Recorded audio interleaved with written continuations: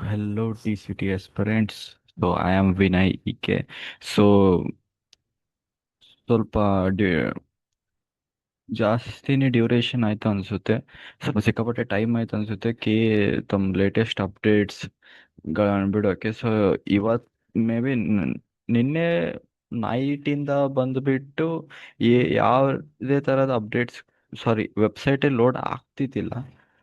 ಏನಕ್ಕೆ ಅಂತ ಚೆಕ್ ಮಾಡಿದ್ರೆ ಇವತ್ತು ಸ್ವಲ್ಪ ಹಂಗೆ ಕಾಲೇಜಲ್ಲಿ ಸ್ವಲ್ಪ ಅಸೈನ್ಮೆಂಟ್ ಸಬ್ಮಿಷನ್ ಇತ್ತು. ಅದಕ್ಕೆ ವೆಬ್ಸೈಟ್ನ ವ್ಯೂ ಮಾಡೋಕ್ಕಾಗಿದ್ದಿಲ್ಲ ನಾನು. ಸೊ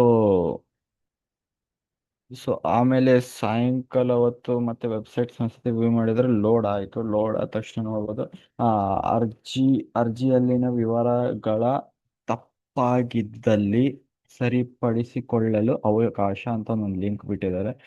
ಲಿಂಕಲ್ಲಿ ಬಂದ್ಬಿಟ್ಟು ನೀವು ನೋಡ್ಬೋದು, DCET 2026ಕ್ಕೆ ಈಗಾಗಲೇ ಅರ್ಜಿ ಸಲ್ಲಿಸಿರುವವರು ಎಲ್ಲ ಮಾಹಿತಿ ಸರಿಯಾಗಿ ತುಂಬಿರುವ ಬಗ್ಗೆ ಪರಿಶೀಲಿಸಿಕೊಳ್ಳಲು ಸಾಕಷ್ಟು ಬಾರಿ ಮಾಹಿತಿ ನೀಡಲಾಗಿದ್ದು, ತಪ್ಪಿದ್ದರೆ ಮತ್ತೊಮ್ಮೆ ಲಾಗಿನ್ ಆಗಿ ಸರಿಪಡಿಸಿಕೊಳ್ಳಲು ದಿನಾಂಕ 5 ಮೀನ್ಸ್ ಮೇ 5, 2026ರಿಂದ ಮೇ 20, 2026ರವರೆಗೆ ಅವಕಾಶವಿದೆ. ಅಂತಿಮವಾಗಿ ಸಬ್ಮಿಟ್ ಮಾಡುವ ಅರ್ಜಿಯಲ್ಲಿನ ಮಾಹಿತಿಗಳನ್ನು ಸರ್ವರ್ನಲ್ಲಿ ಸೇವ್ ಆಗುತ್ತಿದೆ ಎಂಬುದನ್ನು ಗಮನಿಸಿ. ಅನ್ವಯಿಸುವುದಾದಲ್ಲಿ ಈ ಕೆಳಗಿನವುಗಳನ್ನು ಗಮನಿಸಿ ಕ್ಲೈಮ್ ಮಾಡಿರುವ ಬಗ್ಗೆ ಖಚಿತಪಡಿಸಿಕೊಳ್ಳುವುದು. ಮೊದಲನೇದು, defence or ex defence or CAPF or CRPF, CISF, BSF, ITBP, ex CAPF, NCC, sports ವಿಶೇಷ ಕ್ಯಾಟರಿಂಗ್ಗಳಲ್ಲಿ ಅರ್ಹತೆ ಇದ್ದು ಕ್ಲೇಮ್ ಮಾಡಿರುವ ಬಗ್ಗೆ ಖಚಿತಪಡಿಸಿಕೊಳ್ಳಿ. ಕ್ಲೇಮ್ ಮಾಡಿದ್ದಲ್ಲಿ ಮಾತ್ರ ಸರ್ಟಿಫಿಕೇಟ್ಸ್ಗಳನ್ನು ಸಲ್ಲಿಸಬಹುದು. ಮೀಸಲಾತಿ ಪ್ರಮಾಣ ಪತ್ರಗಳು RD ಸಂಖ್ಯೆಯನ್ನು ಅರ್ಜಿಯಲ್ಲಿ ನಮೂದಿಸಿರುವ ಬಗ್ಗೆ ಖಚಿತಪಡಿಸಿಕೊಳ್ಳಿ.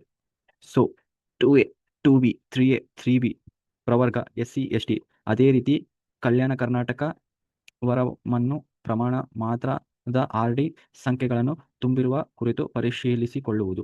SC ST ಮತ್ತು ಪ್ರವರ್ಗ 1ರ ಅಭ್ಯರ್ಥಿಗಳಿಗೆ ಜಾತಿ ಪ್ರಮಾಣ ಪತ್ರದ ಆಧಾರದ ಮೇಲೆ ಸೀಟು ಹಂಚಿಕೆಯಾಗುತ್ತದೆ.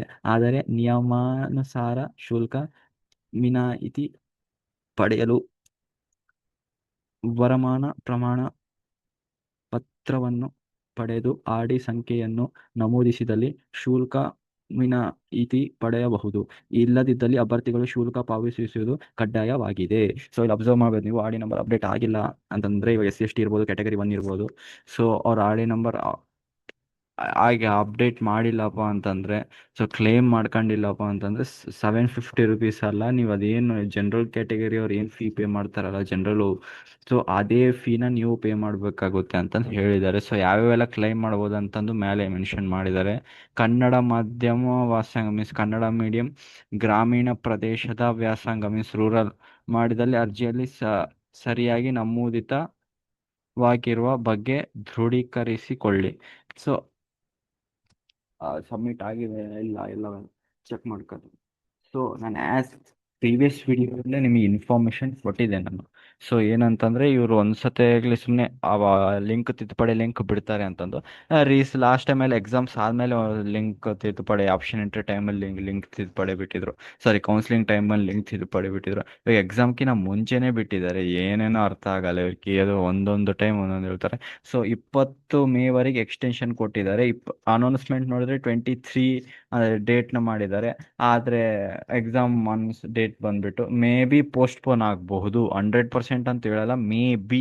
ಯಾಕಪ್ಪ ಅಂತಂದರೆ ಇವಾಗ ನೀವು ಫಾರ್ ಎಕ್ಸಾಂಪಲ್ ಎಲ್ಲ ಅಪ್ಡೇಟ್ ಮಾಡಿದ ತಕ್ಷಣ ಹಾಲ್ ಟಿಕೆಟ್ ಜನ್ರೇಷನ್ ಆಗಿರ್ಬೋದು, ಮೇ ಬಿ ಅದೊಂದು ಸರ್ವರ್ಸಿಗೆ ಇವೆಲ್ಲ ಅಪ್ಡೇಟ್ ಆಗಿರ್ಬೋದು. ಮತ್ತು ಹಾಲ್ ಟಿಕೆಟ್ ಜನ್ರೇಷನ್ ಅಟ್ಲೀಸ್ಟ್ ಒಂದು 2 ಡೇಸನೇ ಗ್ಯಾಪ್ ಬೇಕು. ಮೇ ಬಿ 1 ವೀಕ್ ಎಕ್ಸ್ಟೆಂಡ್ ಆಗ್ಬೋದು, ಮೇ ಬಿ. ಪಕ್ಕ ಅಶ್ಯೂರಿಟಿ ಕೊಡಲ್ಲ ನಾನು. 2024 ಎಕ್ಸ್ಟೆಂಡ್ ಆಗಿತ್ತು. ಆದರೆ ನೀವು ಓದ್ಬಿಟ್ಟು ಮತ್ತೆ ಪೋಸ್ಟ್ಪೋನ್ ಆಗುತ್ತೆ ಅಂತ ಸುಮ್ಮನೆ ಕೂಡ ಹಾಕೋಬೇಡಿ. KA ದವ್ರನ್ನ ನಂಬಕ್ಕೆ ಆಗೋದಿಲ್ಲ. ಯಾಕಪ್ಪ ಅಂತಂದರೆ ಲಾಸ್ಟ್ ಟೈಮ್ ನೋಡಿದ್ರೆ 1 ಡೇ ಕೂಡ ಪೋಸ್ಟ್ಪೋನ್ ಮಾಡಿಲ್ಲ. ರಿಯಾಲಿಟಿ ಅದು. ಆದರೆ ಈ ಸತಿ ಸ್ವಲ್ಪ ಏನಂತಂದರೆ ಇನ್ನು ಕೆಲವೊಬ್ರಿಗಿನ್ನ 18ಗೆ ಎಕ್ಸಾಮ್ಸ್ ಇವೆ. ಮೇ ಬಿ ಪೋಸ್ಟ್ಪೋನ್ ಮಾಡಬಹುದು. ಅದು ಬಿಟ್ಟರೆ ನಿಮ್ಮ ಪ್ರಿಪ್ರೇಷನ್ ನೀವು ನಿಮ್ಮ ಬೆಸ್ಟ್ ನೀವು ಕೊಡಿ. ಪೋಸ್ಟ್ಪೋನ್ ಆಗಲಿ ಬಿಡಲಿ ಅದು ಸೆಕೆಂಡ್ರಿ. ಸೊ ಅಷ್ಟೇ ಈ ವಿಡಿಯೋದಲ್ಲಿ. ವಿಡಿಯೋ ಇಷ್ಟ ಆದರೆ ಲೈಕ್ ಮಾಡಿ, ಶೇರ್ ಮಾಡಿ, ಸಬ್ಸ್ಕ್ರೈಬ್ ಮಾಡಿ. Thanks for watching.